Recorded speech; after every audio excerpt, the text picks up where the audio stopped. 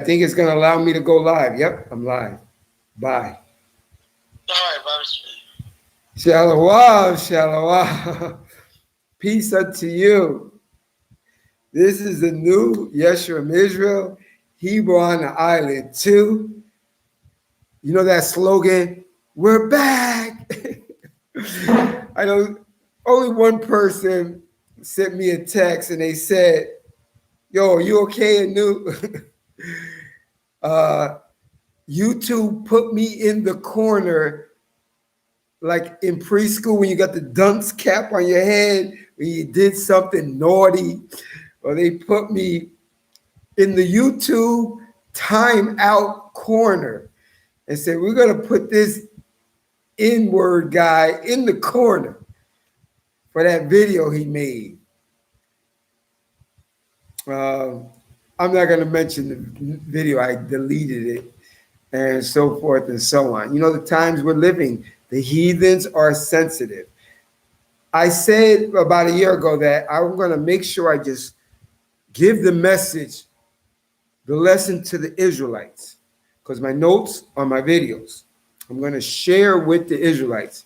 You know, I can't be doing videos particularly, specifically about specific heathens. I can say the name heathen because everybody's a heathen Gentiles.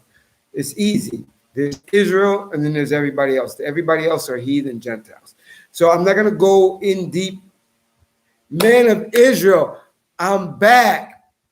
YouTube put me in the corner. Like when you're in school, when you say something bad or do something bad, they slap your hair. They put that KKK dunce cap on your head. Turn around and face the wall. That's what I was for this time. I was sitting in a corner with that dunce cap on my head in timeout, the YouTube timeout. So, Tracy, I'm back. YouTube put me in YouTube jail. You're right. I was in jail. I couldn't tell you guys because one day when I was going to make a video a week ago, it said, you bad boy, you a bad Hebrew. Even though we don't want to acknowledge you that you're a Hebrew, you're a bad Hebrew. You're going into the corner with the dunce cap on your head, facing the wall. You're going to face the wall, Anu. Face the wall. Don't turn around. Don't get off that chair. Don't come out of that corner until I tell you. So today and Sunday, Domingo, they said, YouTube, they said, Anu, you can come out of that corner. You can get off that chair, stop facing the wall. You can come out of YouTube jail, prison, and you can come back. But we're watching. You better be correct. You better come correct. We're going to watch that mouth of yours. We're going to analyze with that computer AI all the words you say. Yeah, your last two is ahead. Yeah. Peace. James Jackson, I don't know if, I don't know whatever. Maurice, they took me out of YouTube jail. I've been in YouTube jail for the last week and a half. I don't know. They said they wanted to call me the N-word, but everybody's politically correct. They really want to call me the N-word. They said, okay, Anu, you can get off that chair. You can stop facing that wall. You can take that dunce cap on your head. The people that wear the dunce caps are the people that don't listen to the teacher, even though you know that they're not the real teacher. But in this world that the Most High has allowed them to be the teacher with the stick and the dunce cap. And they told me today, you're off of punishment. You can come off the chair. You can get out of YouTube jail. And we will watch you to make sure all the words that come out of that crazy mouth of yours is not crazy. Because we're going to put you back in or delete you totally. So Anuya told me, listen, the truth is racism. It's crazy. When you tell the truth, it's like you're a racist. And And I'm not a racist like that. You know, a racist just means you're for your people. They don't want me to be for my people. And anything that I say, which is truth, I'm considered a racist by them. So, you know, they're watching now. So I'm going to put a zipper on my mouth and I'm just going to, you know what? We're living in the end times. I don't need to focus on them. I said this before because I don't want to be put back on ice. they're gonna put me back on ice. I know they're watching. They're gonna put me back on ice. They don't just watch me. They watch anybody that says anything contrary to their directives, to their narrative. So they're gonna put me back on ice or delete me. So I'm going to watch this mouth, and every time I come on and make a video, all you guys, Anuya, Men of Israel, Maurice, Tracy, what is this? James, where is that? James Jackson, say, yo, Anu, before you start this video, watch your mouth. Watch your mouth. You know, because they want to take me off. You know, so I miss you guys. I'm back. Okay, the monologue is over with. Listen, I'm going to tell you what happened. Because I wasn't even planning to make a video today. I didn't think I was allowed to come on. I said to myself, I was speaking to me, I said, you know what? Maybe today I'm going to try to see if they'll let me come on today. And to the Most High, praise the Most High, they allowed me to come on. But I think it's already been a week since I've been off. So, you know, they said they're going to suspend me for a week. So I don't want to go for a 2-week, 3-week, or deletion. So I'm going to watch this mouth right here. You know, yesterday was Lunar Hebrew Sabbath. I follow the Sabbath, and the Moedim by the lunar cycle. So yesterday was the Hebrew Sabbath. And what occurred was, yeah, you're right. To the hell with them niggas. To the hell with them guys. I hate that they try to put muffle over my mouth because there's no muffle on their mouth. They can say anything. They talk like crap, sideways, left ways. Nobody does nothing. Nobody can do nothing to them. You know, like, anyway, I'm not even going to, let me not get started. Let me just put a blanket. Let's put a muzzle over this boca. Boca means mouth in Spanish. So anyway, when I was doing my Sabbath, you know, I was going to study, you know, because I study Phoenician, Hebrew, grammar. Well, I miss you guys. That's why I'm going to put a muzzle on my mouth because I miss you guys. I don't want, listen, at the end of this video, I'm going to give everybody my email. Some of you guys probably have it, but I'm going to write it again. I didn't write it now, but I'm going to write it. At the end of this video, I'm going to write it down. I'm going to put it up so you'll have it there. Take your cell phones out. Take a photo of it, my email. So if you see that I disappeared, then email me. Because it's very hard for me to create a new one because they got my IP address. If I try to just make a new name, people think you just put a new name and redo it. They stop it because they have your address from your computer and from your internet. So it's hard. So according to the scriptures. No, James. No. Just give me 1 second and I'll answer that. We're going to convocate today. We haven't been together, so this is going to be a video today. The video is called A Summary of Job. I had a different name of it before I even said that, A Summary of Job. It was, I need to act like Job. And you do too, you know. But I'll answer that in a second. So anyway, let me finish, James, and I will get back to you. Okay, listen.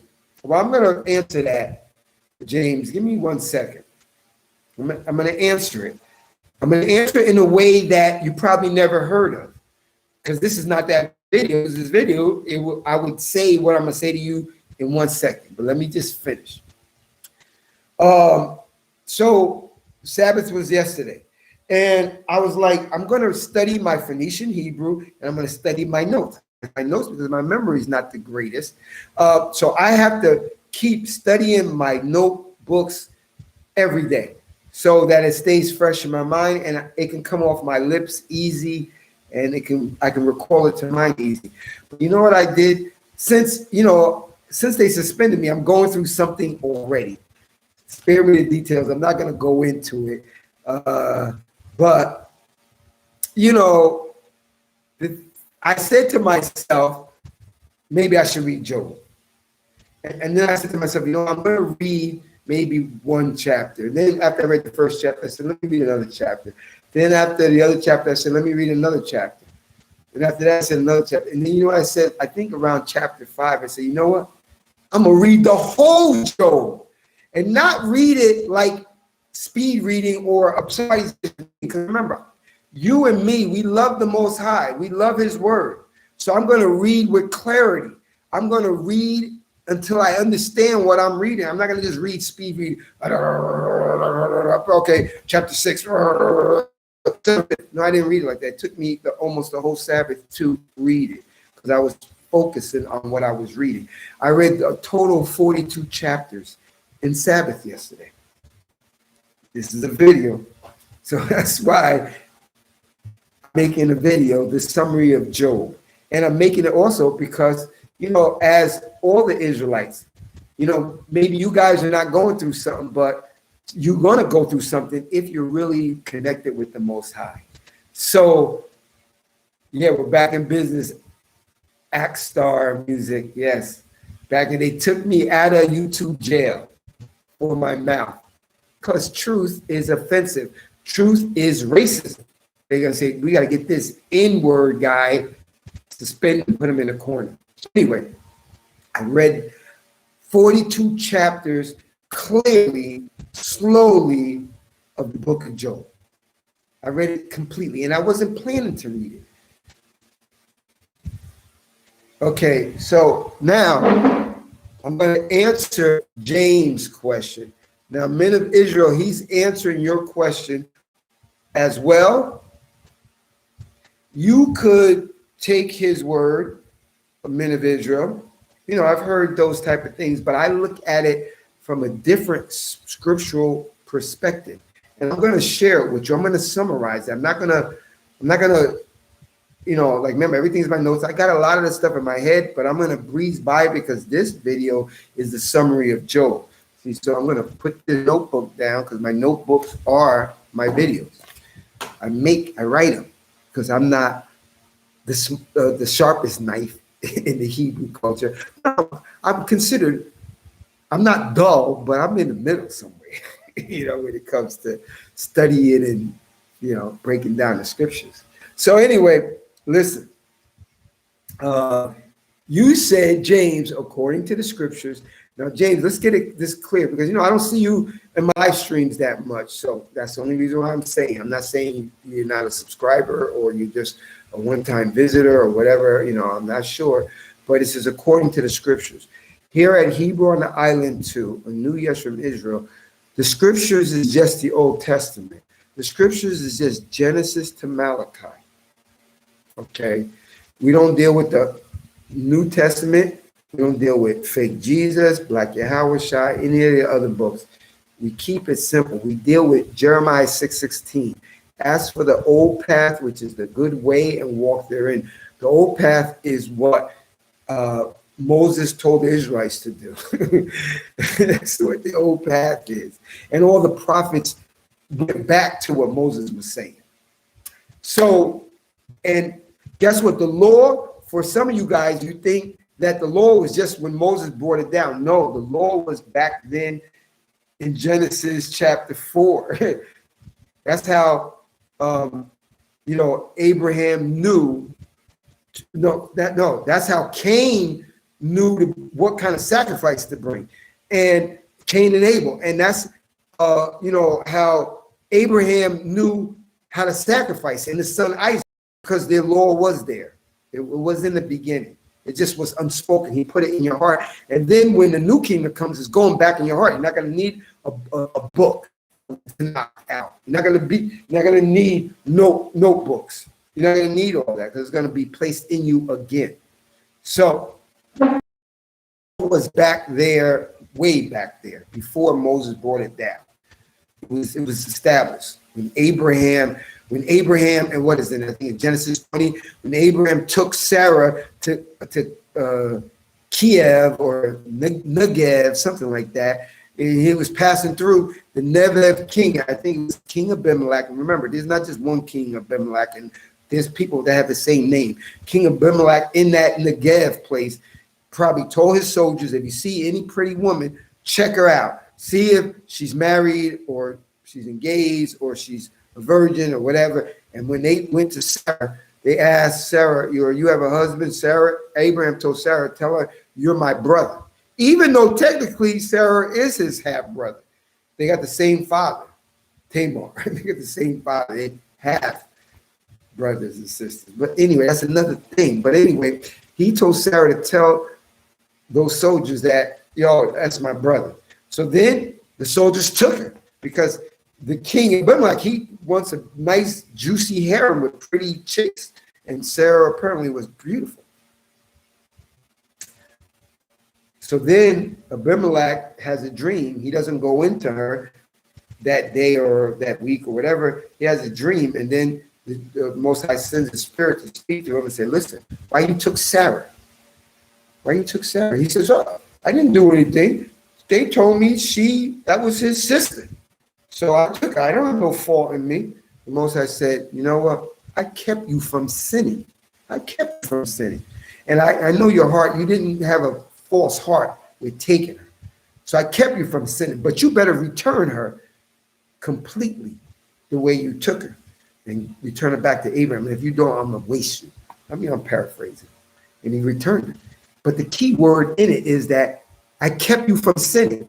Well, the question to James is, the men of Israel, is this. He kept Abimelech from sinning. Well, what is sin? Sin is the violation of the law. That was back in Genesis, the first book. Genesis, I think chapter 20, he's talking to him. And Genesis 4, he's telling Cain,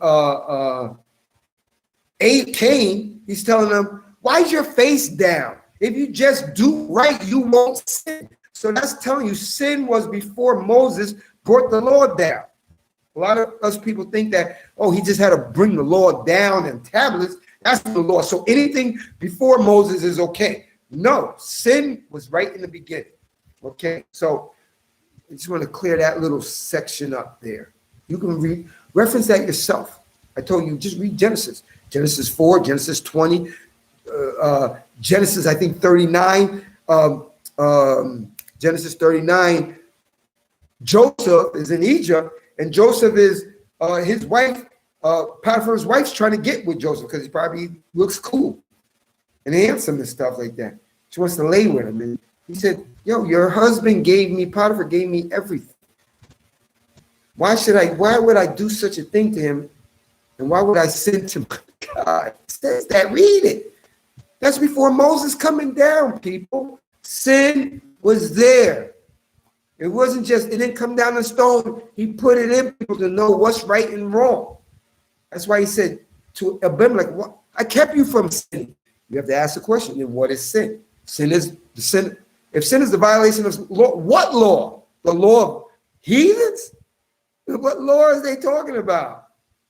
Talking about the law of the Most High, the Ancient of Days, the God of Abraham, Isaac, and Jacob, the power, the El of Abraham, Isaac, and Jacob. That law. The law was there in the beginning. So anyway, the Most High changes now. When the new kingdom, and I pray that I'm one and you one that can make the new kingdom, we ain't gonna need no books and Tanakhs. It's gonna be immersed, infused into our body. So, okay. So now let's get back to James' question. According to the scriptures, does Most High want us to live in the desert? And the reason why I went there, because James, I don't see you that much. You could have been on. I'm not too sure. So that's why wanted to make sure that you know what scripture is. I'm not saying if you do, great, I'm glad, and don't be offended by it. I don't know. So on this channel, we deal with Tanakh. We don't deal with, we deal with this. It's the Old Testament. That's it. We don't deal with that New Testament, Apocrypha, or any other books. So anyway, when you look at scripture, James, scripture is Genesis to Malachi. So when I'm looking through the scriptures to try to find that question that you have, this is what I come to. Somebody else may come to something else, but this is what I come to. And I'm going to see and get it correct from inside coconut. Remember, I'm just giving you chapters. You look it up yourself because you need to read the whole thing. You know, Christians say, oh, you're taking that account. Read the whole thing.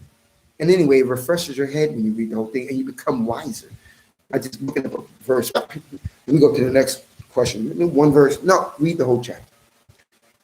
When you read, so when they say, oh, go to a desert, living in the end times, you know, I know there was this their current is GCC. The guy, the leader told him, let's go to Africa or the Middle East, the fake Middle East, you know, the Arab countries, and let's hide out there because the end is coming or whatever. Right now, some of them are trapped there. Some of them probably slaves because they make slaves of Negro people over there in the Middle East, right here in 2021.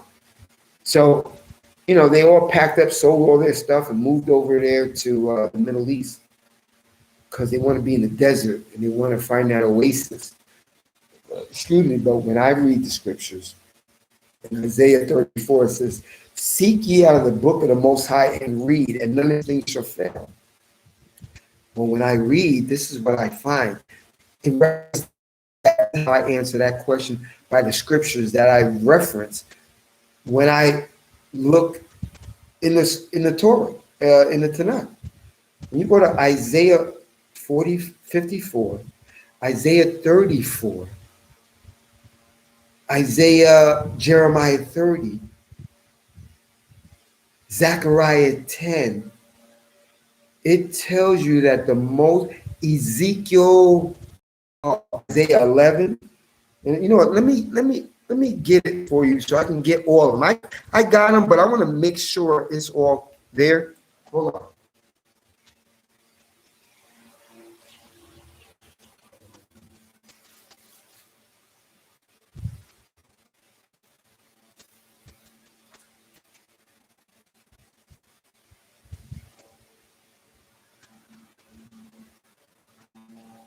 Okay, hold on.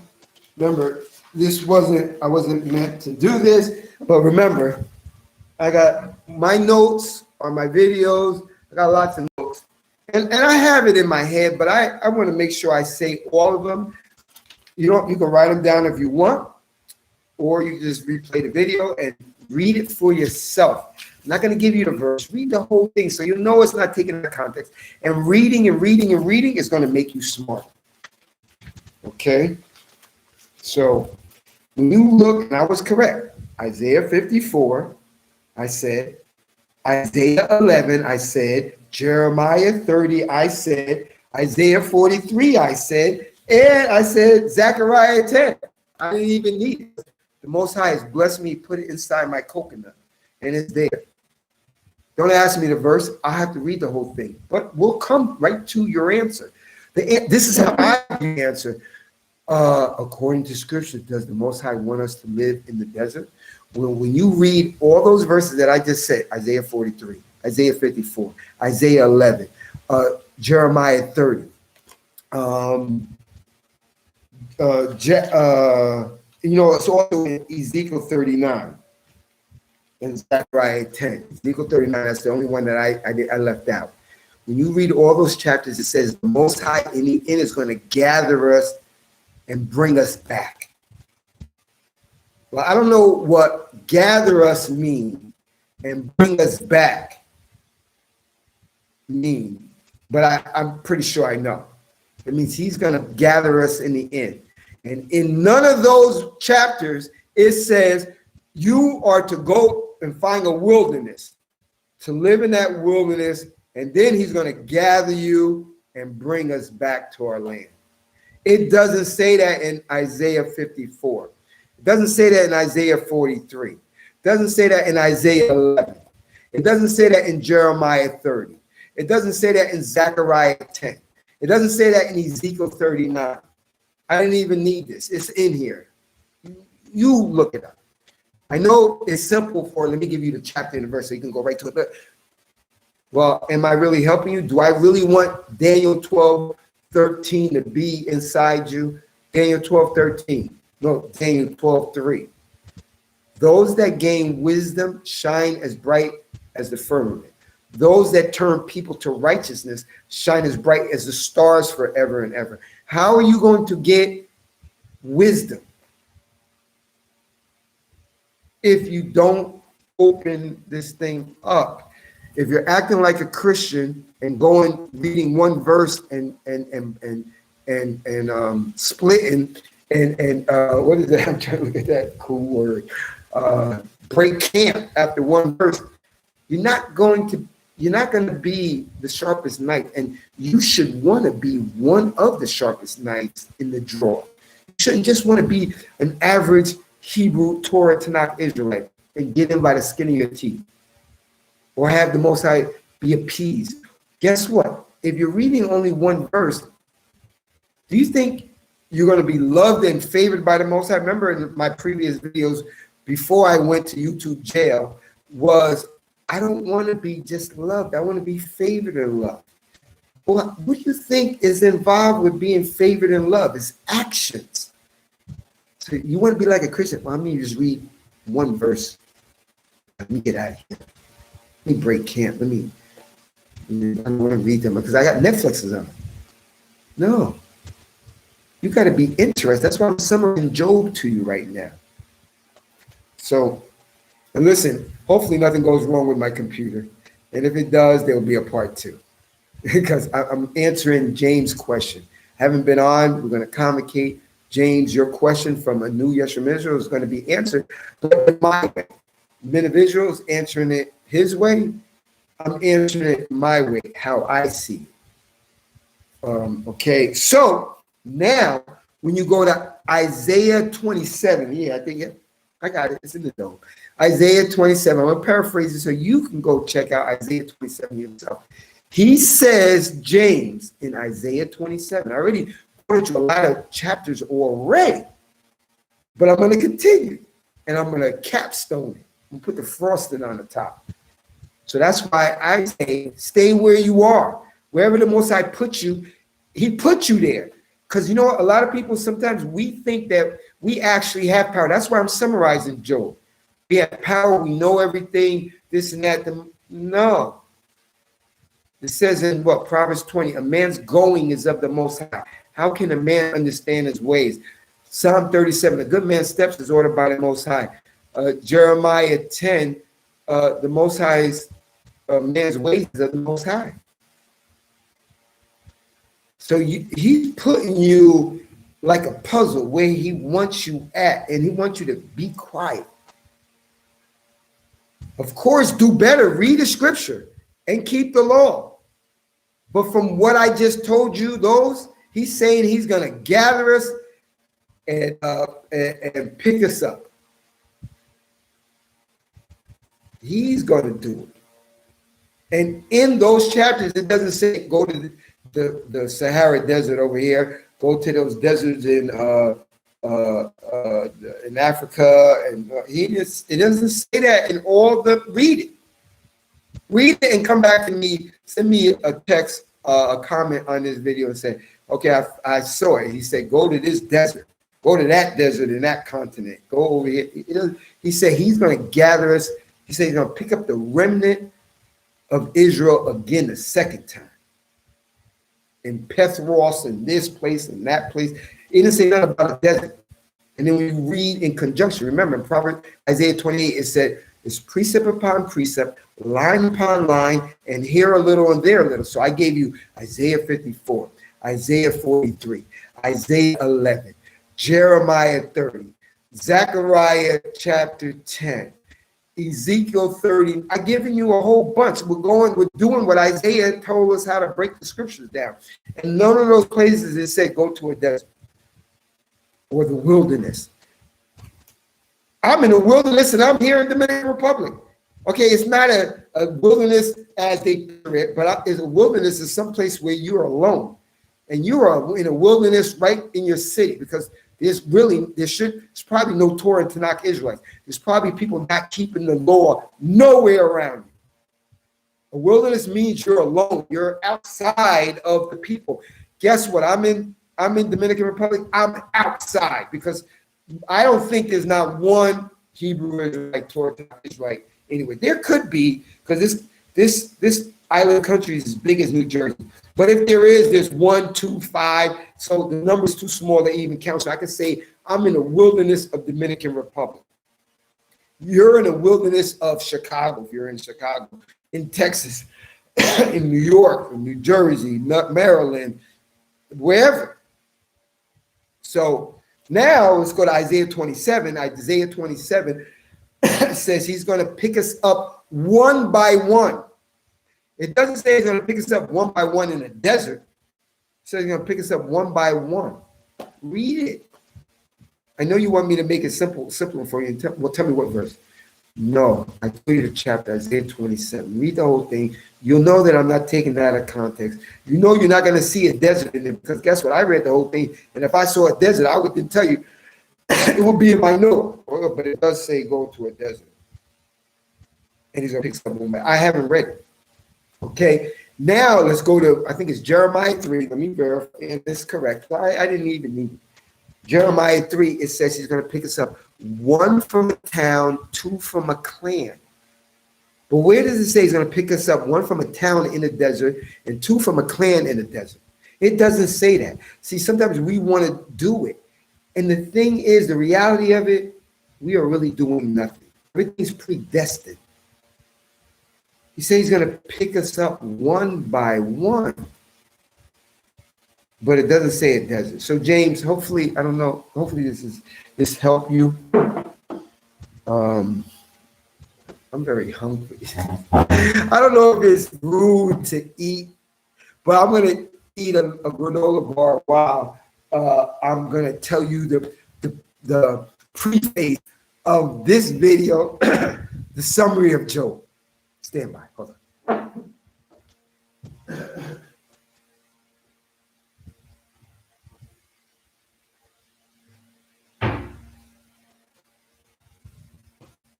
And listen, guys, I know that, everything is not pure. This is a Valley Natural roasted almond crunch bar. I know it's not great. It got a lot of sugar and salt in it, but they put it as is natural. So, to do this video, and I'm a little hungry. Remember, we're doing it live, and hopefully, James, I shed some insight to you that maybe you didn't hear. Okay, I'm going to eat a little bit of it.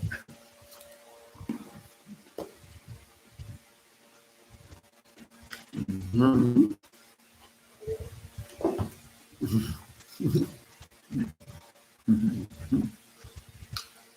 Bear with me 1 second. Bear with me. James, did that help you? James Jackson, did that help you? Or do you agree or you don't agree? I didn't say go to the desert may not be in the scripture. But when I look at the major prophet, Isaiah is a major prophet. He's telling us he's picking us up one by one. And it doesn't say anything about a desert. Okay.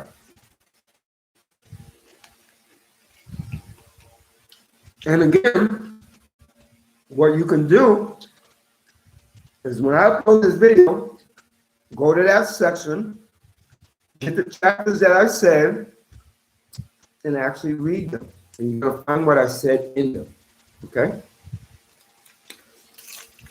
And just eat this last piece, and we will start. Please do not be offended. I wasn't even sure it was gonna work. So, my stomach was hungry when I was getting ready to try it.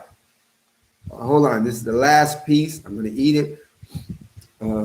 Talk to each other, and we will begin.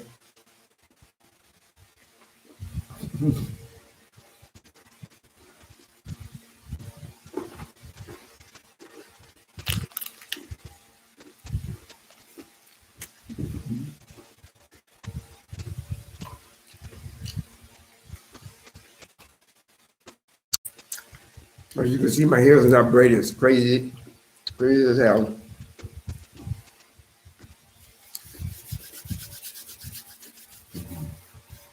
Give me 1 second, because I don't want nothing to. Okay. My stomach is satisfied. I ate one. Now that it was talking to me, it was going, Eddie, it was talking, my stomach was talking, was saying, no, you're going to do this video. It could take a little time. Your stomach is hungry. I solved that problem. Okay. Tavis, well, you already know, I think you know, Gil wrote me. Tavis just came in just now. I was in YouTube jail. For a week and a half. They didn't like what my words were saying, so they put me in the corner and the dunce cap on my head. I didn't think I was going to come on today. I thought maybe tomorrow or Tuesday, but Most High is great. The summary of Job.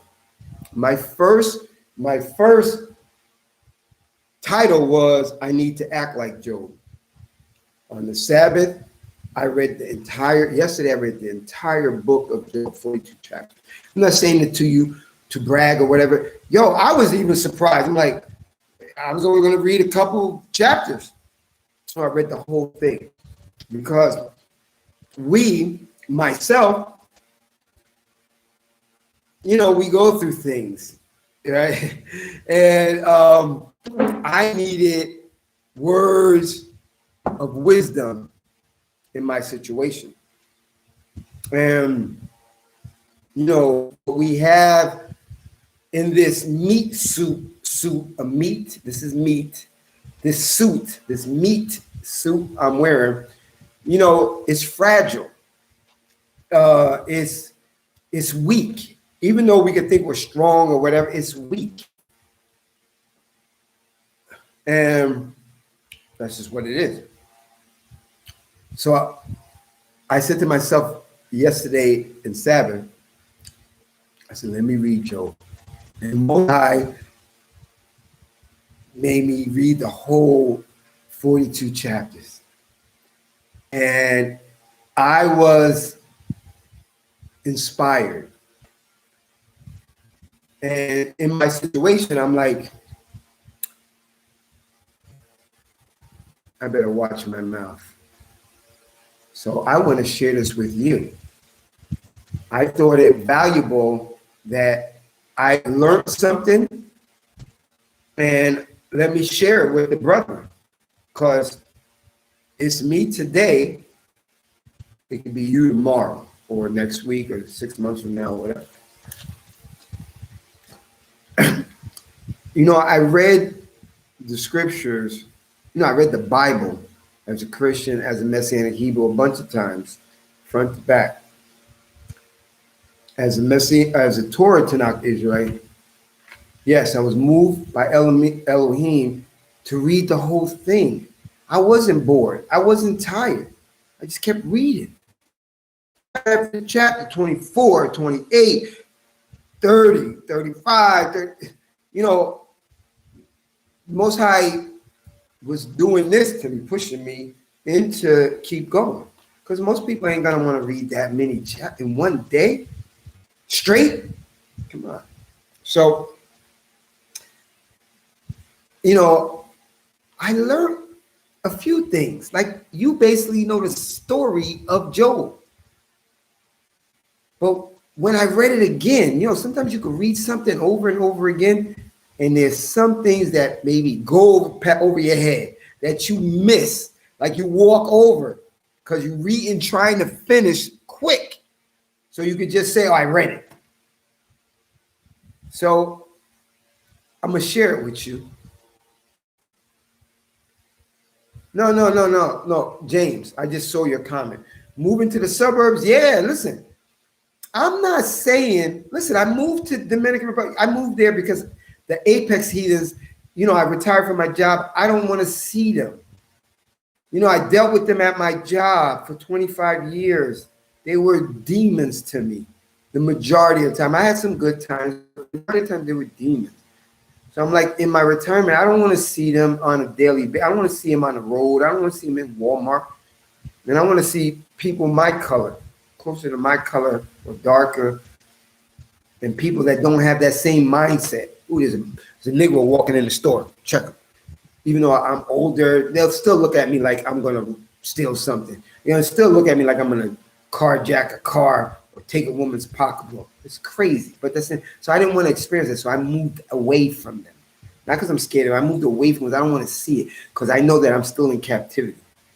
And I better keep my mouth shut. So, James, if you want to move to the suburbs, yes, it could be a very intelligent choice to do because you're in a city. There's a lot of people. When this thing actually, Jacob's Trouble, goes from fifth gear into sixth gear, it could be more smarter for you to be over there in the suburbs rather than the city where there's more people. So, yes, when you say wilderness, I'm thinking about the Sahara Desert where scorpions and poisonous snakes are at, and spiders and over there. You talking about moving to the suburbs? No, move wherever the Most High leads you to move. And remember, your situation, when something comes in your head, sometimes you think it's just in your head. You did it. You actually believe the scriptures. The Most High, it says, a good man's steps is ordered by the Most High. So start to think, well, hey, maybe I should move over here. Maybe it's not your mind saying it. Maybe it's the Most High guiding you. Because the scriptures say that's what's going on. So anyway, when I started reading Job, I came across this name that I don't remember. Tell me in the comments right now, do you remember? I know Anuya probably knows because we discussed it already. But the three friends that talked to Job while he was going through his terrifying ordeal, there was somebody else there too. Do you guys know there was somebody else there? Come in the comments and tell me, did you know that there was somebody else there too? I'm not talking about like a spirit of the Most High. There was somebody else there too. Does anybody know that? I'm waiting. Somebody comment and tell me, yes, I know that there was somebody else there with Job's three friends listening. Does anybody know that? I'm waiting. Anuya, you know that, right? There was somebody else there. I know Anuya knows it, but I'm asking, does James, Maurice, Men of Israel, Akstar Music, I think Tracy's in the room. Let me see.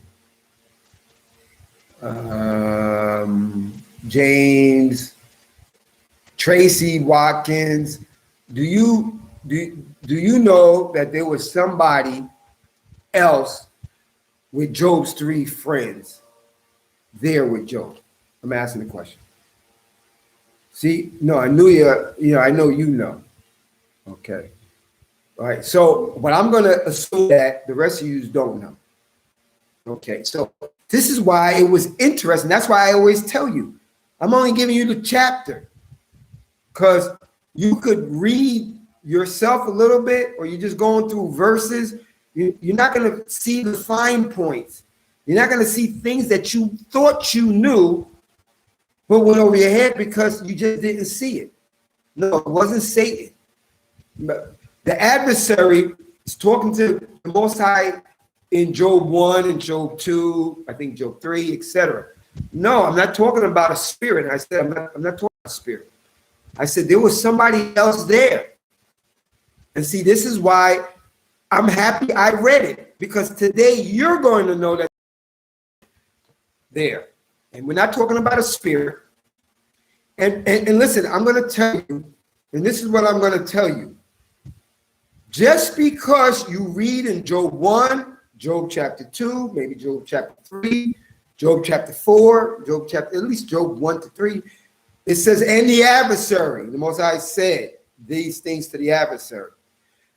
Don't think that the adversary, because that's what Christians do, because they don't know the scripture, don't think that the adversary is really just talking out of his mouth, out of his brain by himself. No, remember, the Most High is the puppet master.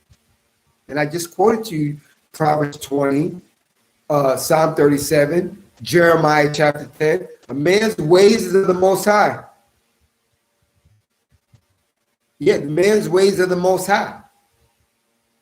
So the Most High is the puppet master. He's calling out the adversary, putting stuff in his head. Remember, because Satan, this thing was Satan fighting the Most High. That's a lie. That's in the New Testament. He fell from heaven in Isaiah 40. That's talking about man. Keep reading. And it said, and what man has done this? The problem with a lot of people is that you're like Christian church. Read one verse, that's it. Now I'm going to go eat pork in the basement after the sermon, which is just singing and dancing and passing the plate around. That Lucifer is a man. So the Most High controls everybody. Lucifer, Satan, whatever you want to say, is obedient. Most High is, and that thing that they always say, oh, he fell from heaven, he came down to the earth, he was cast, and all this stuff like that. The Most High says, come here, he comes. He listens. When you read 1 Kings 22:22, he's calling the spirits on the left and the spirits on the right. He's calling them to his chambers. He said, I want to talk. So if Satan is arguing and fighting with him, why would the Most High then, remember he said he changes not, why is he calling them to speak to him, to talk about King Ahab? Saying like, this nigga doesn't listen. What are we going to do with him? And the spirit on the left said, I know what to do, Most High. I'm going to be a lying tongue in the mouth of King Ahab's prophets, because before they go to war, they ask the prophets, are they going to be or not? Some of the Most High talk, do your thing with the Urim and I forgot the name of it, and Urim and I forgot the name. It'll come to me after, I think. And tell me, are we going to make Shark Tank? How you doing? I'm out of YouTube jail. I'm back. So anyway, he calls him in, and then the Most High said to the spirit on the left, he said, great job, great idea, you will succeed, go do it. So that's just, throw all Christianity stuff out of your head. And I'm going to tell you, the things you learn in school are lies. History and all that science is all lies. Most of it is all lies. They're hiding everything. It's programming. Get that Christian program out of your head. Lucifer is fighting, Satan's fighting with the Most. He's obedient. And the Most High made him to be wicked. And that's it. But to be obedient, that's over the pay grade of heathens. Hopefully it's not over your pay grade. Yep, tremble. And you keep, Lucifer, he made the earth tremble. And you keep reading down Isaiah chapter 14, verses 12 to 16. And it says at the end, because a lot of you stop reading, and it says, and what man has done this? Now, that's what you don't read. Christians are saying, what are you talking about? Lucifer is that guy on Netflix that's he's a spirit, and he's a man. He's the heathens. He's the apex heathen. He has shaken the earth. Do you know, I'm not gonna say it, they say, but you know they lie about it. They said like by 2050, which is like 30 years from now, 29 years from now, there's gonna be more plastic bottles in the ocean than fish. So do you think that they're at least halfway to that point now? Remember, they lie about everything. What demon will put plastic bottles in the ocean and garbage where there be more bottles than fish? That's a demon. That's not what I want. That's what they tell you. What I want. That's what they tell you. Look it up. That's the Lucifer in Isaiah 14, verses 12 to 16. And I said, I know I don't give you the verses. So, you know, but you got the verse for me, that one, since Shark brought it up. So anyway, when I read Job and I was reading, because I'm in that Job place. I'm not like Job in the level that he's going through. But we all have a Job place if. And I will tell you the if later because I don't want to spoil the video. So I'm going to explain to you this other person that was there with the three friends that you know you never heard of. The majority of you on here didn't heard of it. And yeah, he's the adversary of the earth. He's the adversary. He's the adversary. He's the Lucifer. He's the devil that the Bible speaks of. That's what I call him. He's a deceiver. But let's, Shark Tank, when you ever come on my live streams, remind me. A new guest from Israel, don't talk too much about the heathens because they are very sensitive. And truth is, I'm a racist if I say the truth. Then they classify me as a racist. Then they put me back in the corner, the dunks corner. They go, bad Hebrew. We don't like you saying Negroes are the true physical Israelites. And we don't like that video you said about those specific heathens. Bad. Get in the corner, put your dunks cap on. Don't come out until we tell you, and we're going to put you in YouTube jail. So I have to watch what I say. Okay? Not that I'm scared because I want to, the main focus is you guys. The main focus is to help you gain wisdom and walk in righteousness and help me gain wisdom and walk in righteousness and convocate together. So I don't want to spoil it by my mouth. Because remember, oppression makes a wise man mad. You read that in Ecclesiastes, and it is so true.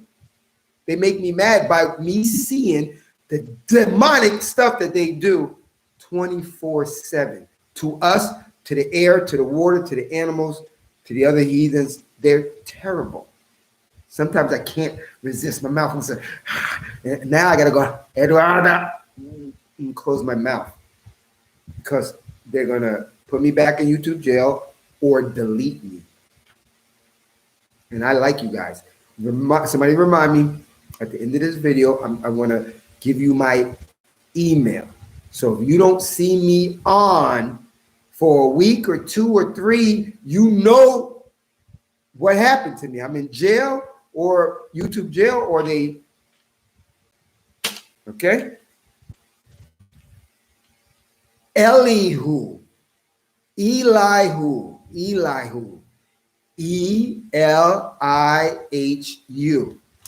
was a young man listening to Job's 3 friends talking to him. Elihu, the young man, he was there. He was there. Elihu is a man in the Hebrew Bible book of Job. He is said to have descended from Guz, who may be from the line of Abraham. Maybe.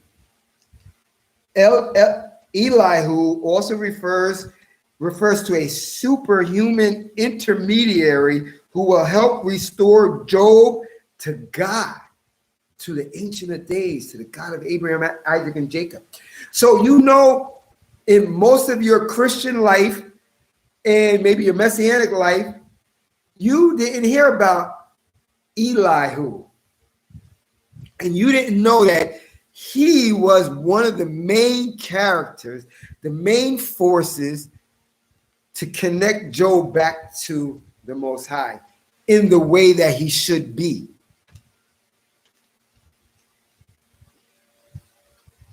Elihu, who means my God is he. Elihu means my God is he. And he's talking about the God of Abraham, Isaac, and Jacob. You hear me like some people say, Hawa, Haya, what? You know what? I'm not sure. So somebody said, well, you need to know the name of the Most High. Well, this is what I'm going to say to you. I'm going to go listen to the major prophet again, Isaiah 28. He said, precept upon precept, line upon line, and here a little, there a little. So I don't want to be calling out a name because, you know, some of these guys on YouTube, they be saying names and then 6 months, a year later, 2 years later, they're saying another name. So you know what? I'm not an expert. I study Phoenician Hebrew grammar. That's it. I can't pronounce those names really. I know the grammar and sentence structure, word structure. It's on a 3-consonant format. I know things like that. I don't know how, so I'm not going to test the water, play with the fire, and calling them whatever. There's no person, no deity on the earth is referred to the Most High. And guess what? Even in China, before Buddhism, Confucianism, before whatever their languages are,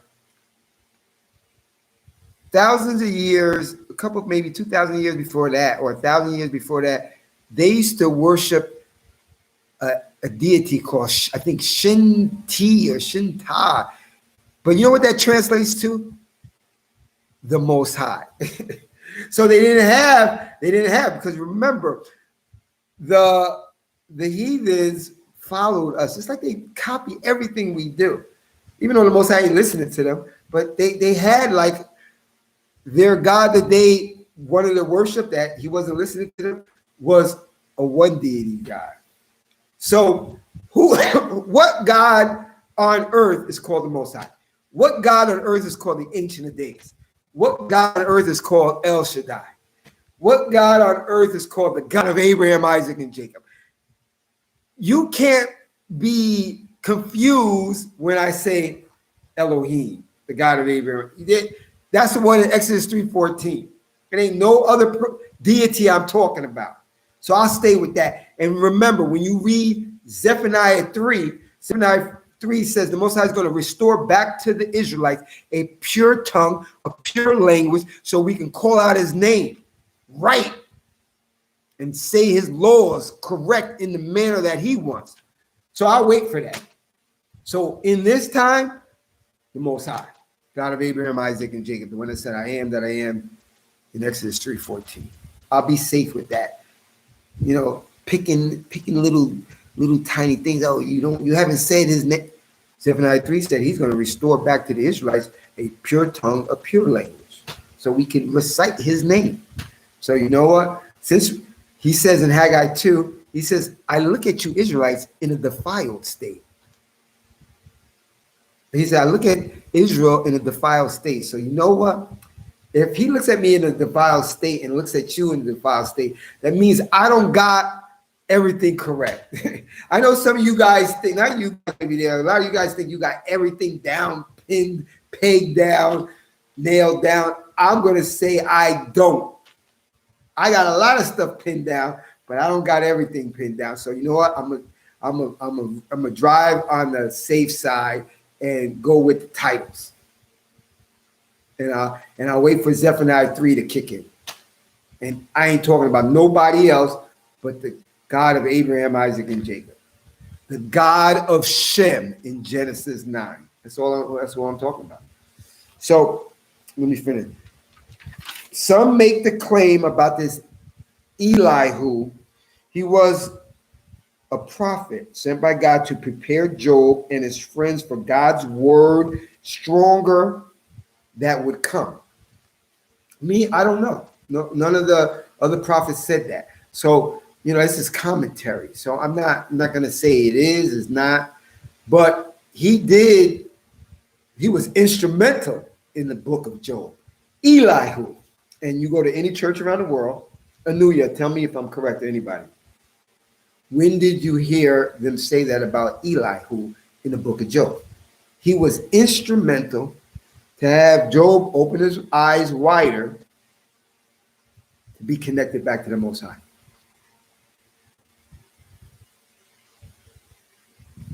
Yep. Sharp take. You're correct. To me, especially in this Jacob's trouble last time scenario, I'm gonna ride on the safe side. Nobody's confused. None of you are confused if I say the Ancient of Days. None of you are confused if I say the Most High. None of you are confused if I say the God of Abraham, Isaac, and Jacob. None of you should be confused if I say the God of Shem, which is in Genesis 9. You know exactly who I'm talking about. I ain't talking about no Confucius, Jesus, or anything. I ain't talking about that. If you know the scriptures. If you don't, maybe you would think I'd be talking about that, but I'm not. So I'm comfortable with that. So this is the reason why one responds to Elihu in the end, because like it says, when you finish reading Job, none of Job's friends, the three friends, which was Eliphaz, Bildad, and Zophar, they never said anything. Oh, you should have said that. Or what is that? And Job didn't say nothing to him. So all four of them didn't say nothing to Job after this young guy who, in the culture of Hebrew Israelites back in the day in Bible times, a young dude ain't really approaching them like that. It's a patriarchal society. The elders are the leaders. Young dudes have to keep their mouth shut, closed. So they can't be doing that, talking like about the prophets and the older guys and stuff like that. But this guy, he said he was led to do it. So that fascinated me right from the door, because I'm like, Elihu, and that is because you could be reading fast to try to finish the stuff. When you're in that habit of reading one verse, you're never going to see that stuff. You can't just listen to people. You got to read for yourself. Read slow. Stop worrying about Netflix and stuff like that. And you come across jewels, gold. My video is called The Summary of Job. I'm going to sum it up to you, because right now I'm in a place like Job was. Not the same, believe you me, because I'll be crying and on the floor. That's what spurred me to open up the book of Job. I didn't know that I was going to read the entire book of Job, 42 chapters in one day. And I did. I'm going to summarize to you. Hopefully hopefully you remember this. If ever the Most High, you go into that same type of place. Job 2, starting from verse 2, I'm going to do highlights. The Lord said to the adversary, "Where have you been?" The adversary answered the Lord, "I have been roaming all over the earth." The Lord said to the adversary, "Have you noticed my servant Job? There is no one like him on earth, blameless and upright man who fears God and shuns evil. He still keeps his integrity. So you have, then he says, the Most High says, he's talking to the adversary, so you have incited me against him to destroy him for no good reason." And that's what the heathens do to us now. They have captured most of our minds, where we think like them, act like them, and want to be like them. Do not envy the oppressor. And what happens is what the enemy does, which is the heathens, they incite the Most High to destroy us, to put us in Job's situations. But there's a caveat to that. I don't want to say it right now. I'm going to say it as we go along.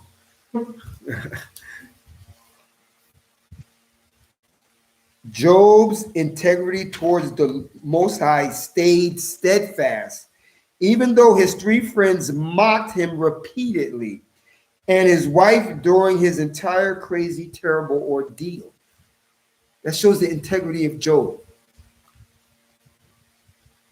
I'm going from Job chapter 2 to Job chapter 21. Remember, I told you this is a summary. Job told his friends, when I think of it, and what he's thinking of is the terrible ordeal he's going through, I am terrified and my body is seized with shuddering. Job is in pieces because of his terrific, his not terrific, his terrible ordeal. He's shuddering in his body.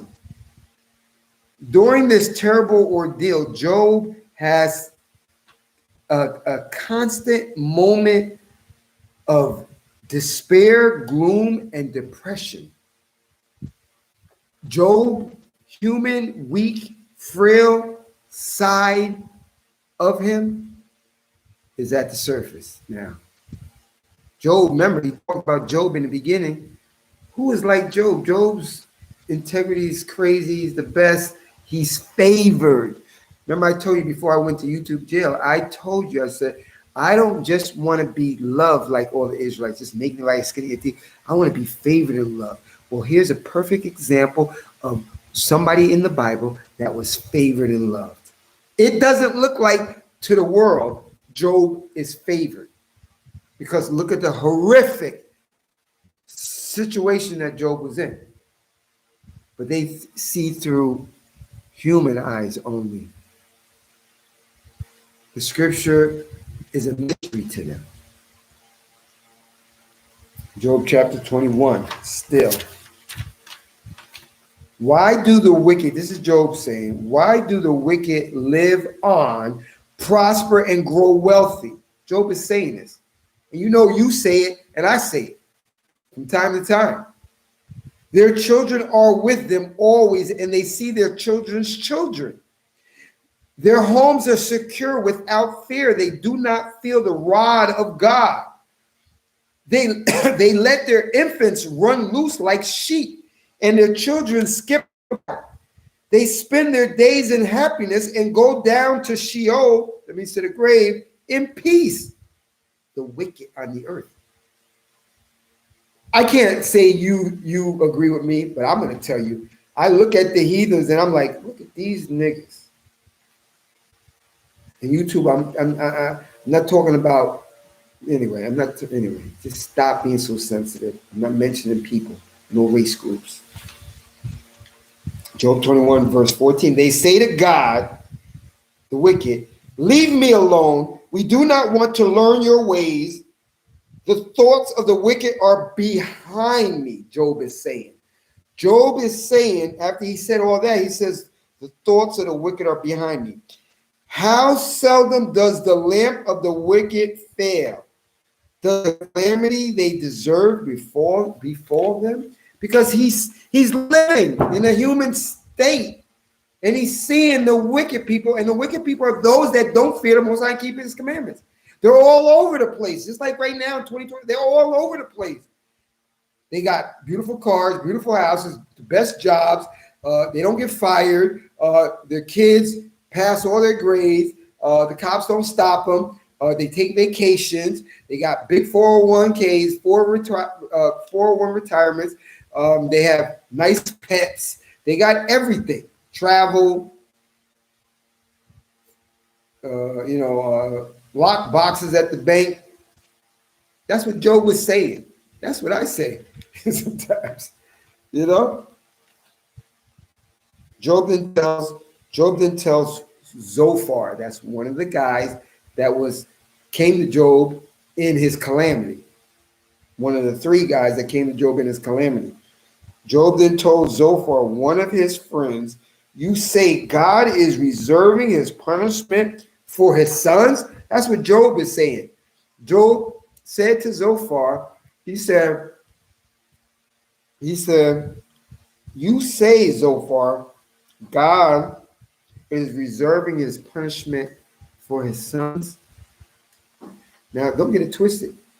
He, yes, he's punished us through the captivity, but his intent is not for the punishment. His intent, the Most High's intent was never to punish us. It's a product of you being thick-skulled and stiff-necked. Job chapter 22. Eliphaz, another friend that visited Job in his calamity, Eliphaz, his other friend, said to Job, "It is because of your piety that he persecutes, he arraigns you." His friend is saying, it's your fault. You're doing something. "And enters in judgment with you. You know that your wickedness," his friend is telling him that. Job's down in the dumps, and his friend Eliphaz is just cutting the wounds, putting salt in it, and saying things that you're going to find out later that's not correct. "And enters into judgment with you. You know that wickedness is great, Job, and that your iniquities have no limits." So what do you mean? What does Eliphaz is trying to tell Job when he says, "and that your iniquities"? That means your sins have no limits. He's telling Job that you are despicable. Even though he's lived around Job and visited Job and seen Job's prior actions, he's telling Job at that time, "and your iniquities have no limits." "Therefore, snares are all around you, and sudden terror frightens you, how they were shriveled up before their time." Like the people that are wicked, shrivel up before their time. This is his friend. Job don't need no friends. He don't need enemies because he got friends called Eliphaz, Zophar, and Bildad. He don't need enemies. He has frenemies. I combined the two words. He has frenemies. Job don't need enemies, like the real enemies, because he got frenemies called Eliphaz, Bildad, and Zophar. He says now in Job chapter 23. Remember, this video is the summary of Job. Job is speaking in Job 23. He said, Job is speaking, he said, "If I laid my case before Elohim, surely he would not accuse me." This is what Job is saying to his frenemies, the ones that are supposed to be his friends. "If I laid my case before Elohim, surely he would not accuse me. I have followed," this is Job saying, "I have followed in his tracks, kept his ways without swerving. I have not deviated from what his lips commanded. I have treasured his words more than my daily bread. Therefore, I am terrified at his presence. When I consider, I dread him. God has made me faint-hearted. Shaddai has terrified me." This is what Job is saying. Job is saying, yo, the Most High is the top in my life. He's doing this to me. I'm terrified. My whole body's shivering. And I don't think I'm guilty. That's what Job is saying. This is what the book of Job is saying. This is what Job said to his family. Mary Welch, I don't know if you just came in just recently. Watch the video from the beginning. The YouTube jail. put a dunce cap on me. They didn't like my words. They said apparently they're racist words, which they was. It's just truth is racist. Whoever speaks the truth is a racist. And they just let me out of YouTube jail today. So I haven't been here. Shalom and peace unto you. Watch the video beginning when it uploads. The summary of Job. Elihu is a young man who knows that young men don't question or try to school older Hebrews. Remember, Mary, also, I asked a question to everybody in the chat. Was there somebody else with the three friends, or let me make it more clear, the three frenemies that were trying to console Job? And they wasn't really consoling him. They were mocking him. His frenemies, who's supposed to be his friends. Was anybody there? And nobody really didn't answer. Anuya knew. But this is why I tell you, read. I read the whole book of Job, 42 chapters in one day. And you find out things, maybe that went over your head because you're speed reading, just trying to finish. Eliyahu is the fourth person that is named with Job and his three friends. If you read it fast, or if you listen to the Christian church, you're going to pass that up. Okay? Elihu is a young man who knows that young men don't question or try to school older Hebrews. He heard all that was said by the three frenemies and Job. He became angry at Job. Elihu became angry with Job. Remember, he's standing. Remember, watch the whole video and you'll get everything. Elihu is standing there listening. He's a young guy. Remember, young people back then, they ain't opening their mouths too much in the Bible days, especially to older Hebrews. Elihu is standing there listening to Job's three frenemies and Job talking. Elihu heard all that was said. He became angry at Job because he thought, he's telling Job that, he said, because Job thinks, no, hold on, let me just read it in their vernacular. Job, it says, he became angry at Job because he thought, Elihu thought himself right against God. Elihu is saying that Job is taking a stance that he's right before the Most High. He reversed in his mind, and Job said, when the poor came to me, I fed the poor. When the needy came to me, I helped them. I only walked in the Most High's ways. I made a covenant with my eyes not to look upon maidens. And on and on and on. Job said that in the beginning. Remember, I've been skipping over. I said this is a summary of the book of Job. So Elihu says he became angry at Job because Job thought himself right, that he was right against God. Because he heard Job's stance, which was that he was guiltless and free from transgression. Job kept saying, I'm innocent to those three frenemies without iniquity. Elihu also said in Job 33, he requits a man. Most High requits a man for his righteousness. He redeems. Now, remember, I told you there's jewels. There's jewels when you really read, not speed read, and you ask the Most High to bring clarity to your reading while you're reading. That's why I don't give you verses. I give you chapters because I want you to read the whole chapter. Because something could have went over your head by speed reading because Netflix is on, or you got to run to the store, or you're late for work or whatever, and you'll speed read your chapter, your daily chapter you read, and you'll miss something. Job 33, Elihu also said, the Most High, he requits a man for his righteousness. He redeemed him from passing into the pit. Remember, the pit is the grave when you're done. This is what Elihu says. He redeemed him from passing into the pit. He will enjoy the light. Truly, God does all these things 2 or 3 times to a man. He's not speaking to Job. He's talking now because he's angry with Job. He's telling Job, the Most High does this to a man 2 or 3 times.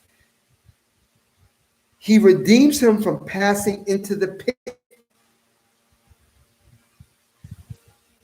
So he will enjoy the light.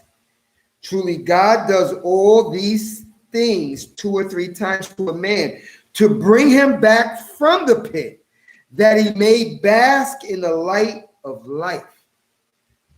Now, if you didn't really know about Elihu, you wouldn't know that the Most High he brings you back from the pit 2 or 3 times. That's a jewel to me, because you know what? I just don't want to know the summary of the Tanakh. I want to know the fine inner workings of the Tanakh. Because I know I have only one time to get it right. I want to know as much as possible. So guess what? I want to know in the book of Job, and I wouldn't have known that if the Most High just pushed me only read to 5 chapters. That's what I was going to read in the first place, only 5. But he pushed me to learn to read 42 chapters in one day. And then in chapter 32 and 34, I come to know that the Most High does this to every man. He brings them back from the pit to redeem them 2 or 3 times so they can see the light of day. I know some people can say, well, he saves us a lot. No, that's interesting. And listen, I know you don't have to be interested in the things that I am. I love the scriptures. So that's fascinating to me. Elihu then tells Job in verse 7 of chapter 34 in Job, what man is like Job who drinks mockery like water? He's telling Job is talking too much. You're saying too much, and you're saying too much to the Creator. Don't you think you need to know that? That's why I'm giving you the summary of Job. Sometimes we can get in our feelings.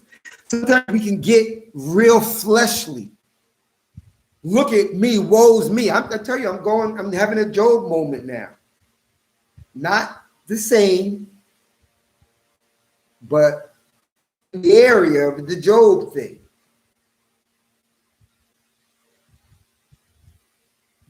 Elihu, that young guy that knows he really wasn't supposed to be beefing at the older Hebrews, told Job, what man is like Job? Because remember, there's those 3 frenemies there too. He said, what man is like Job who drinks mockery like water? He said, you talking too much. You mocking too much.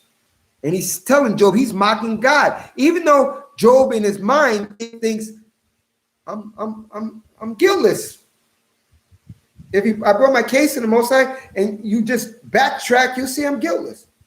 But Elihu says, what man drinks mockery like water, like Job, and goes with wicked men? Because he apparently, Elihu knows those frenemies.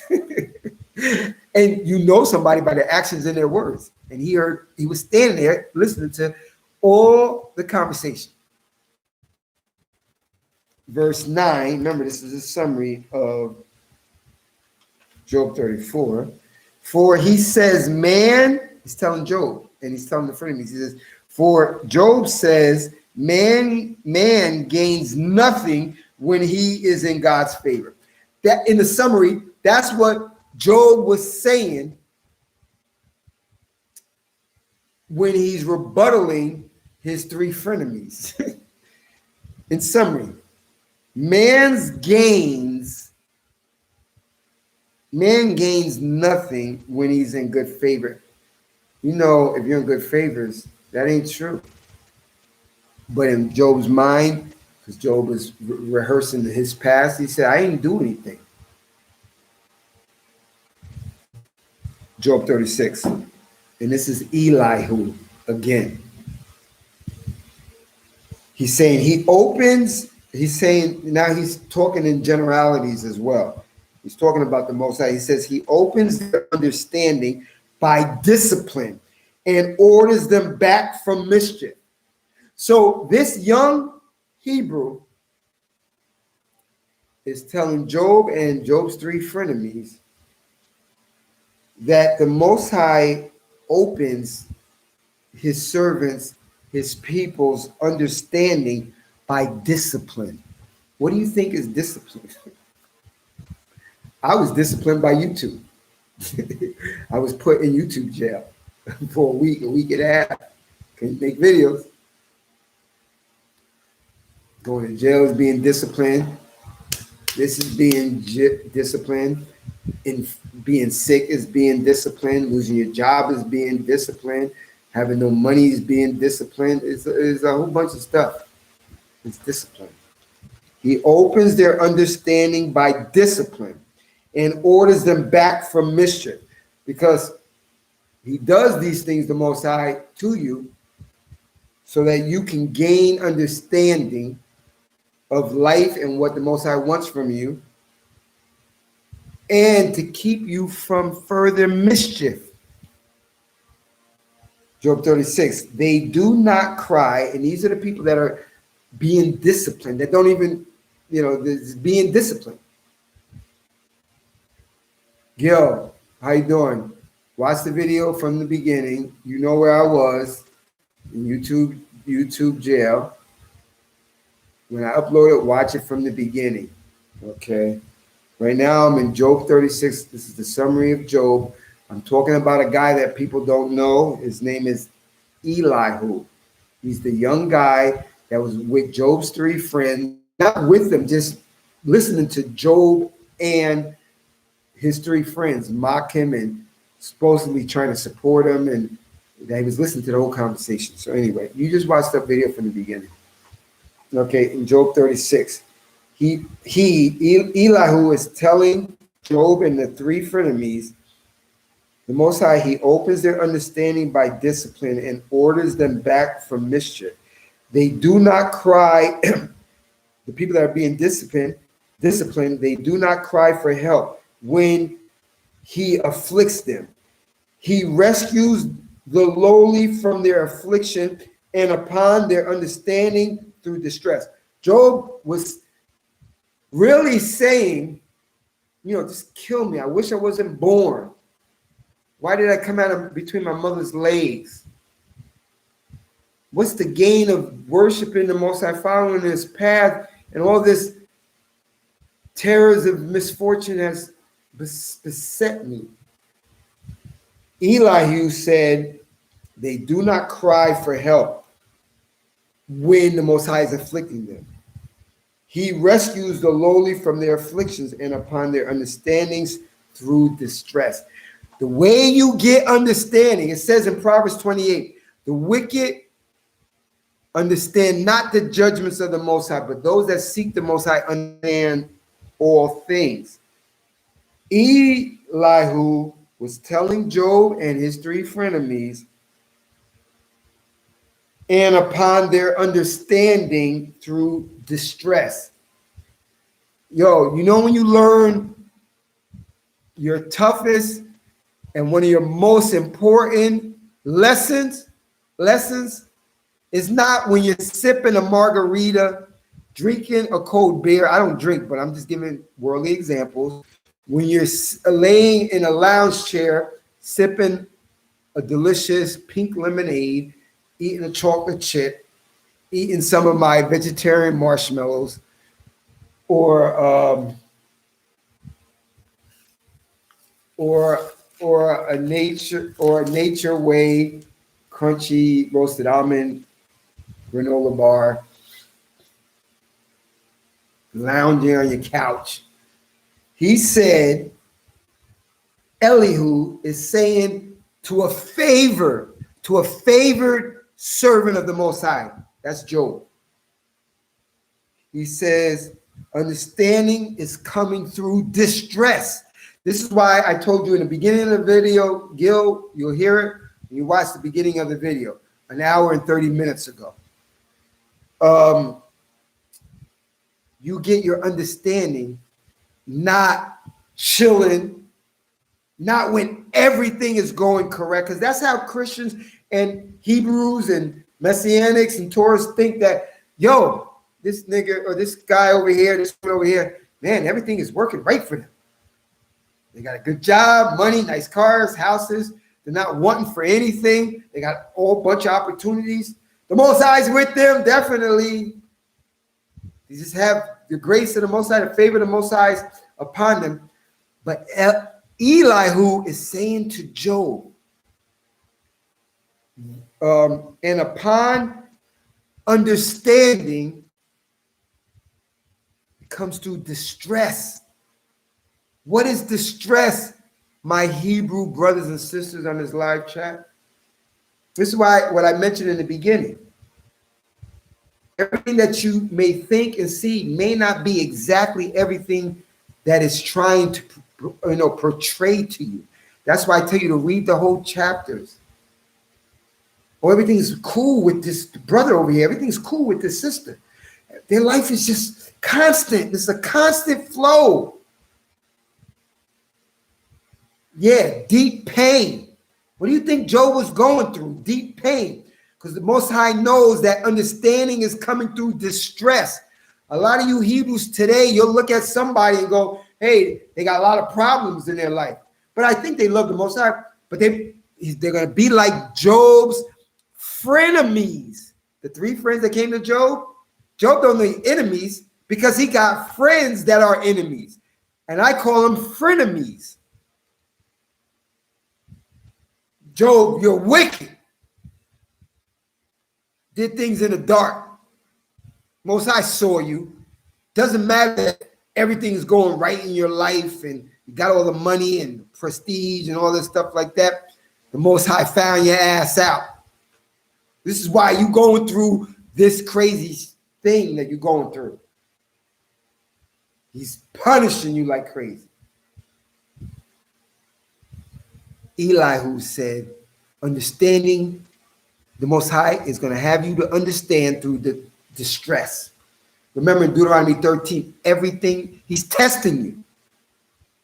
Can he test you? Do you think the better way that something's going to stay permanent in your mind, more permanent in your mind, if you're sipping a margarita on the beach or laying on your couch watching Netflix with a pink lemonade, eating chocolate chips or caramel popcorn or Skittles or whatever thing you like, or vegetarian no pork marshmallows? You think you're going to remember that more, or you think it's going to be a profound impact on you if a distressful situation is linked, connected to a thing he wants you to know? Tell me which scenario you want to remember that thing. It's going to be prevalent in your mind. Do you think it's going to be prevalent in your mind sipping a margarita on the beaches, the Caribbean beaches? Everything is going well. I got money in the bank. My boss loves me. The cops never stop me. My neighbors don't hate me. My dad, but this, I got a lot of money. You think you're going to remember that thing the most I want to remember? Or do you think you're going to remember it when you're in a state of despair, that it's so memorable that you can't forget it? And that's how you're going to grow in understanding and wisdom. Don't say, well, Most High can do anything, which it says in Jeremiah 32, Most High created all flesh, there's nothing too hard for him. Yeah, but he chooses not to do it that way. He chooses not to do it. So you need to shut your mouth, as you're going to see. All right, hardship builds strength, faith. Yes, and guess what? We don't like that. A new Yeshua Israel don't like to be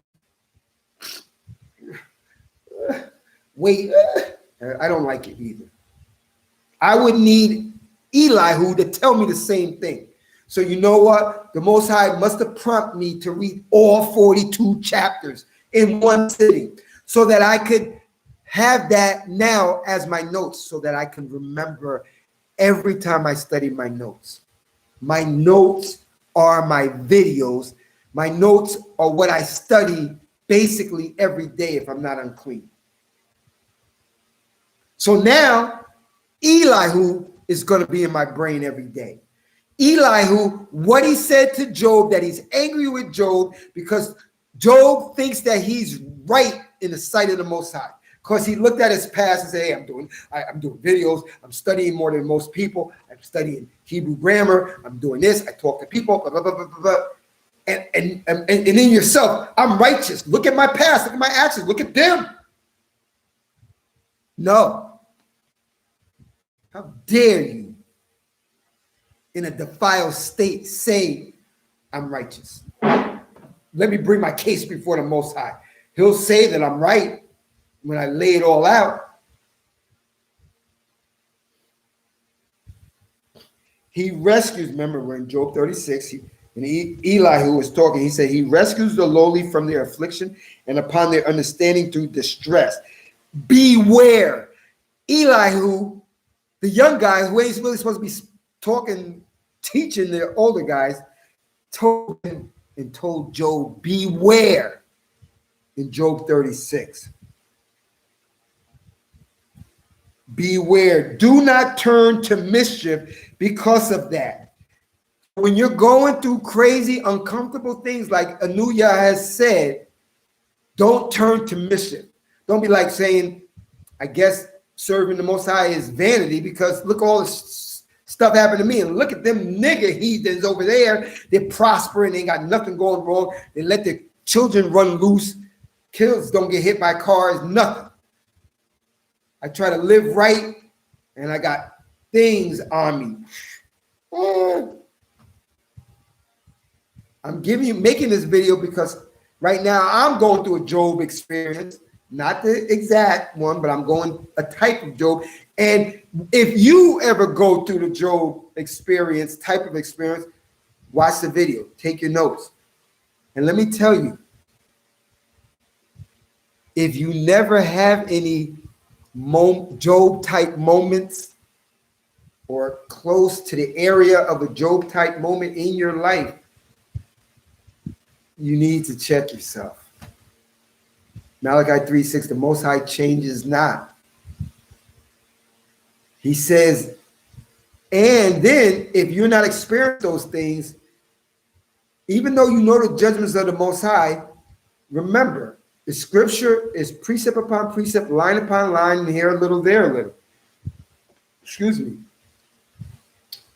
It says in Deuteronomy 10 that he tests you. It says in Proverbs 28, the wicked understand not the judgments of the Most High, but they that seek the Most High understand all things. So Proverbs 28 is telling you that, but Job 36 is also telling you that your understanding is coming through this distress. Just like fearing the Most High and keeping his commandments, you are appeased in the Most High. Your salvation, you're working towards the Most High. Not just with one thing, with those two things, fearing the Most High and keeping his commandments. And if you fear him, you're going to keep his commandments. If you understand the judgments of the Most High, you know, that's going to give you understanding. But a sign of that is your life is not totally straight, like easy. You're going to have bumps in the roads, valleys, caverns, space. And then you have certain times like that. If you find none of that type of distress, like Elihu said in Job 36, you know, reevaluate yourself as well.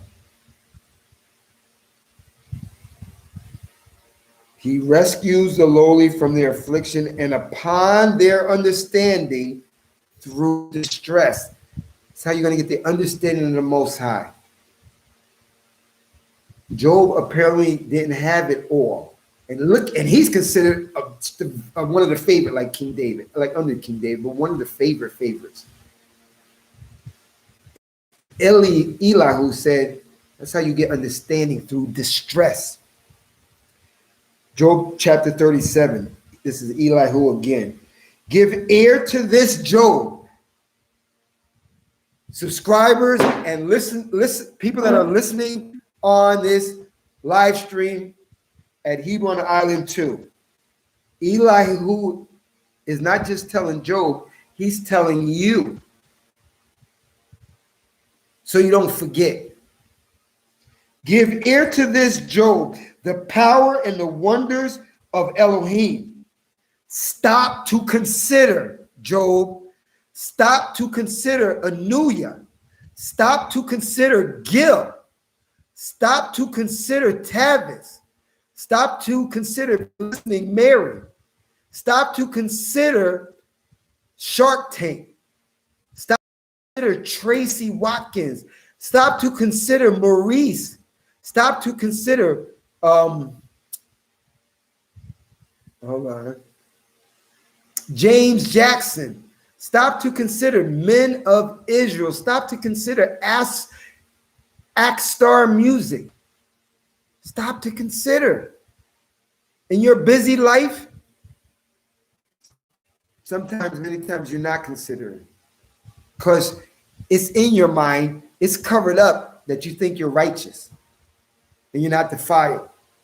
Just like one of the most favored guys, one of the most smartest guys in the scripture, Job. And Elihu is reminding him in Job 36 and Job 37.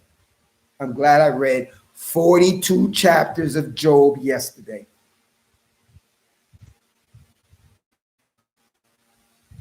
Okay, Mary, I'll explain that portion to you.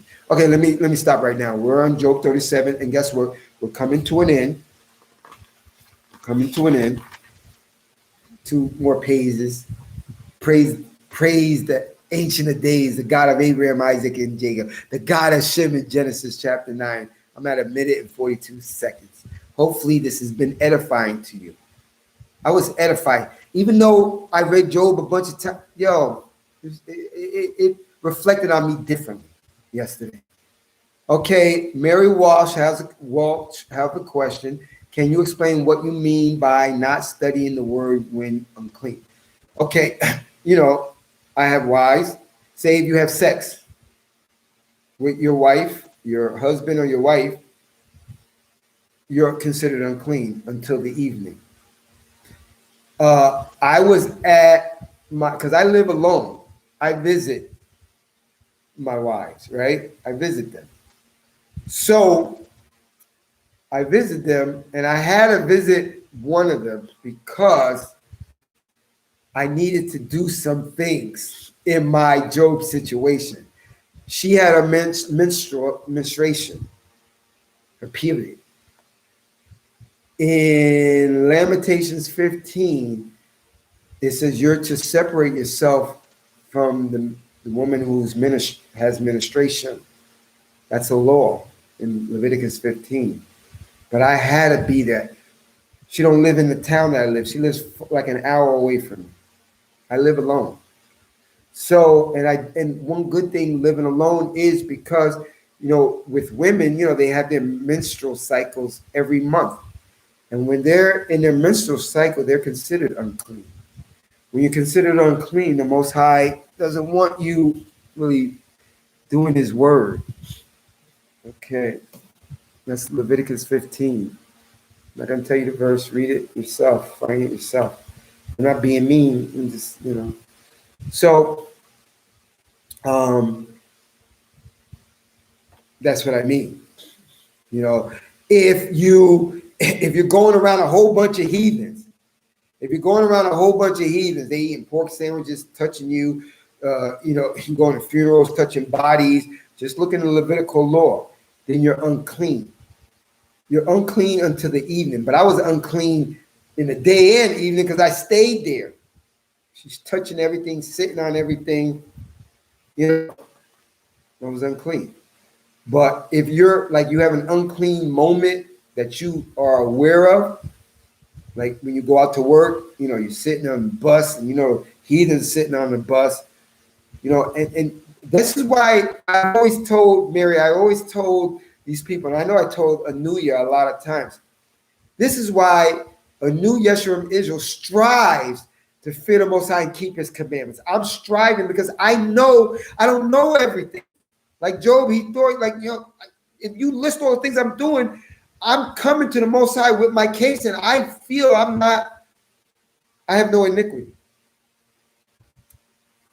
You could be sitting on the bus, taking the bus to go to work or to the store, and you're sitting on a chair that a lady, there's a lot of women in the world. She has administration. She has a Kotex on or a tampon or whatever. She's sitting on the bus. Nothing's phasing her. This is normal. This is normal to the heathens. She could sit on the bus and she's sitting there. That's an unclean seat right now. You can't throw the seat away, but you know what? You could strive to try to do the right thing. Take alcohol, hydrogen peroxide, and clean the seat and say, Most High, I'm trying. But you sit on the bus, you don't even know. That's why I said strive to try to keep His commandments. But when you have knowledge of, hey, this woman, and you can't, guys in here, you can't just go to a bank teller and say, yo, before you hand me that money, do you have your period? They'll look at you like you're crazy, call the security, tell you to get out. That's why you have to pray humbly, Most High. I'm praying to you. I'm reading my Tanakh with the thought that I'm not unclean. If I am, please forgive me because I'm reading your word. But for my small brain knowledge that I have, I don't think I did anything wrong. And then you keep going. Because having that same type of mentality, you won't do nothing. You say, well, guess what? I don't know who touched the doorknob. I don't know what they cooked on that skillet at that restaurant before my food went on. I don't know this. I don't know that. I don't know this. I don't know that. So I ain't going to read and pray never. So what do you choose? I choose to strive to keep the commandments in the best way that I can. So hopefully, Mary, I answer your question. Okay, well, I'm telling it to you. Like certain things I don't mention, not because I'm trying to hide things from you guys, because I don't try to hide things from you guys. No, well, listen, think about this, Mary. I'm reading your question. Is it just studying the word or Sabbath and feast days? Well, Mary,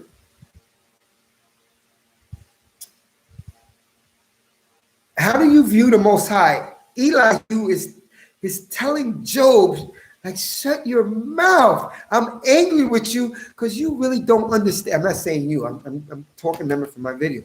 You don't really understand the Most High and what's going on. The reason why I just said that, Mary, is because, like, do we really have 2 feet in this, especially in the time of Jacob's trouble, or do we got 1 foot in, or 1 toe in, or 1 corner of my foot in? What? Yo, we should be about the business of the Most High.